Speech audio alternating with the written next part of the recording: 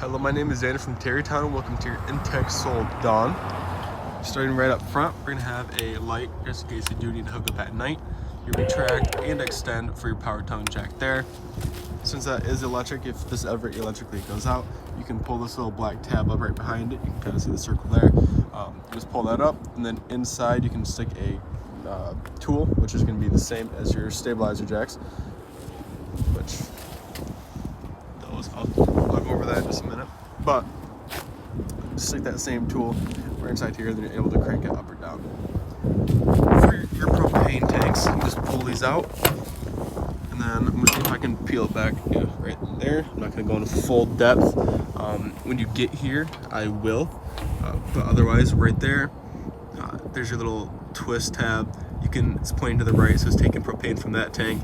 Otherwise, you flip it to the other side, it's going to take propane from that tank. And then that little reader right there, it's red right now, but when there's propane going through it, it'll turn green. Like I said, when you get here, I will go over it more just to kind of show you in person, but I'm just going to give you like a brief example.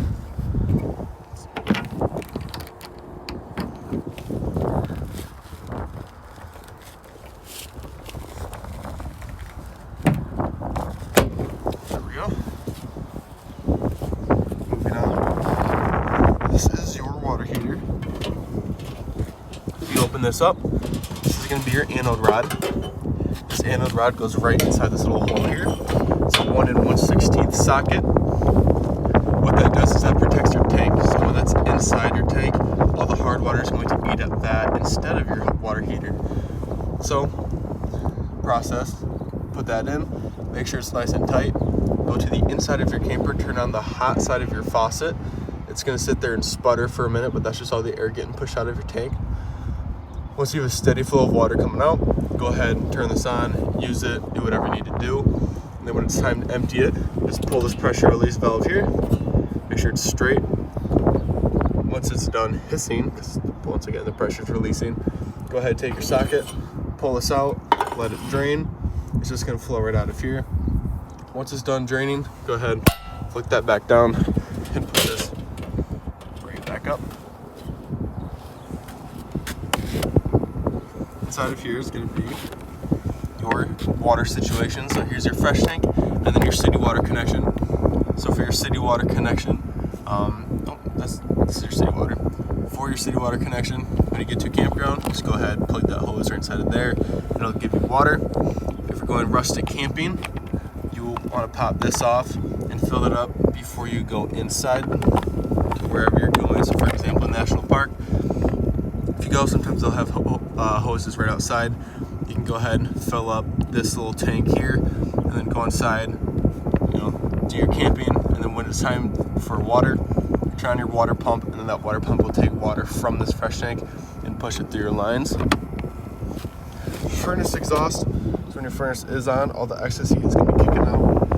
So that means this metal piece does get very hot, so just be careful.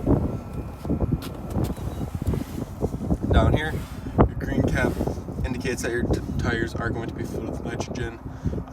You are able to fill them with regular air. It's not going to inflate or deflate with temperature change, so you will be all set with that.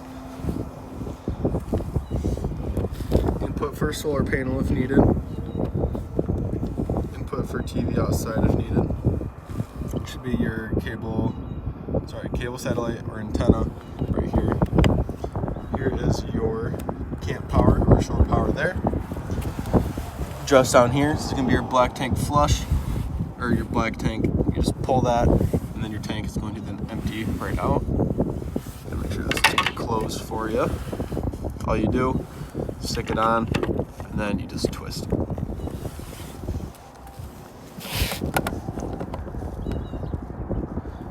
Right back here, outside little spray port.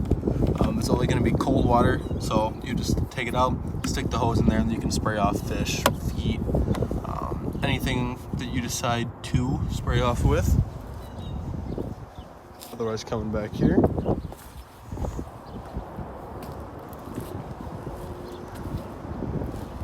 110 outlets, just in case you do need to plug anything outside.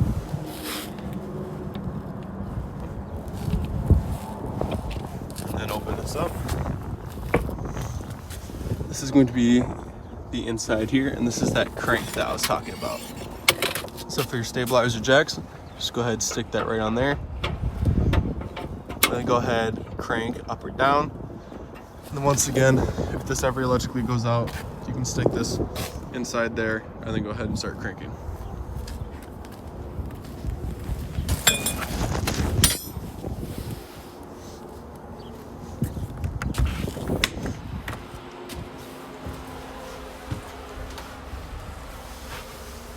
For the inside of your unit, here's all of your light situation here. So you have your main lights, kitchen lights, cabinet accents, dinette accent, front accent, porch light.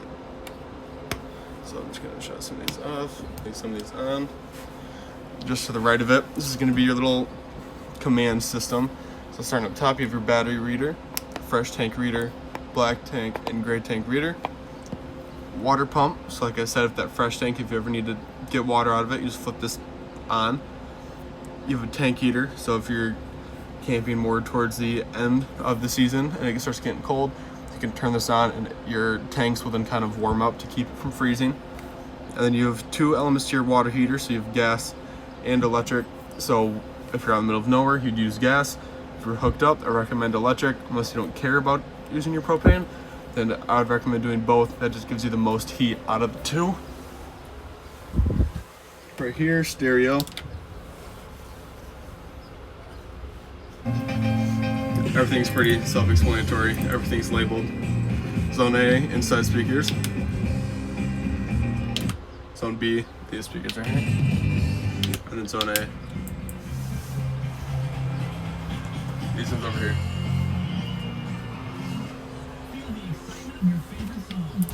Otherwise, you have all of your audio settings here. So this is like your equalizer. So go between bass, treble, balance, fade, all that. And then AM, FM, Bluetooth, USB, aux. You can also stick a CD or anything you need inside there.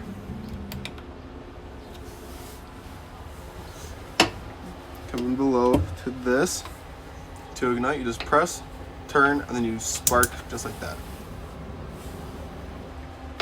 So again, press, turn, spark, and then it's all set.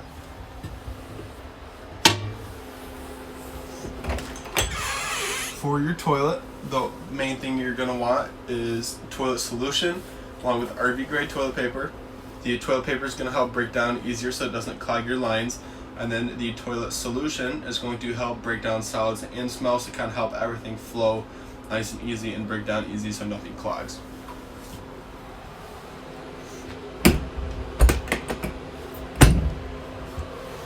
Coming down here, breakers and fuses. I do recommend bringing extra fuses, but that's just a personal recommendation. You can if you want. If you do decide to bring extra fuses, you can pick those up at any auto parts store, so like an AutoZone or something along the lines of that. And just beneath it, you're gonna have your carbon monoxide detector. So that little green light indicates that it's on. It is always going to be running and always going to be on, just as a safety feature. So if you do decide that you're gonna store this or leave it for a couple days, either A, take the negative end off of your battery, or B, just take your whole battery out and put it either in your basement or a heated garage, just so this little green light doesn't kill your battery.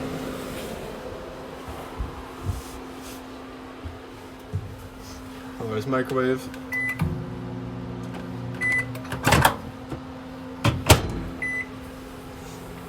Battery disconnect, so if you flip this, it cuts off the power from the battery to the inside of your camper. Almost forgot your fridge. Click it on. All these buttons light up. If you click this, that goes between auto and gas. Auto is just going to choose the highest feed. So what I mean by that is that the highest feed of the power source is going to be electric. That's why it's staying on auto. Unless you're not plugged in and you need gas, then it'll light that button up right there. Otherwise, to check the temperature, it's 1 through 5. 5 is going to be the coldest. 1 is just going to be cold, so the higher the number, the colder it gets. And then for AC, if this is on, you can go ahead, close these, and then it'll start to flow kind of out of here. So if you pull these down, you'll be able to then, actually right here, It'll flow out the sides and kind of spread throughout your camper. Unless you just want it straight out the bottom, go ahead and open that up and it'll fall right out. Otherwise, right here, thermostat, the heat going because it's a little cold outside. Otherwise, it's off. You just keep tapping. So tap again, fan, cool, furnace, off, and then to do the temperature, you just do the up and down arrows there. Just next to it, fan, tap to do fan on. This opens up and turns on by itself.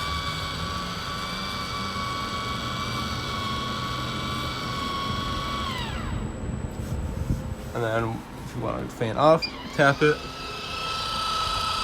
It's gonna close and turn off.